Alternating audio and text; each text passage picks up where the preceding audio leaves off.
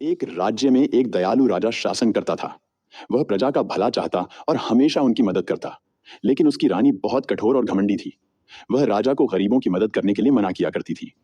राजा को यह बात खलती थी, लेकिन वह चाहता था कि रानी स्वयं अपनी गलती समझे। एक दिन उसने एक योजना बनाई। राजा ने रानी से कहा, रानी, मैं चाहता हूं कि तुम कल एक दिन के लिए महल छोड़कर नगर में जाओ और वहां के लोगों के बारे में जानो। रानी पहले तो तैयार नहीं हुई, लेकिन राजा के बार बार कहने पर मान गई। अगले दिन राजा ने उसे एक साधारण वेशभूषा पहनाकर महल से बाहर भेज दिया। जब रानी नगर में पहुंची तो उसने देखा कि वहां के लोग बहुत कठिन जीवन जी रहे थे। कुछ गरीब भूखे थे, कुछ बीमार थे और कुछ लोग अपने घरों को बचाने के लिए संघर्ष कर रहे थे। रानी एक बूढ़ी महिला के पास गई और पूछा, माता, आप इतनी दुखी क्यों हैं? बूढ़ी माँ बोली, बेटी, मैं बहुत गरीब हूँ। मेरा बेटा बीमार है, लेकिन मेरे पास दवा खरीदने के पैसे नहीं है।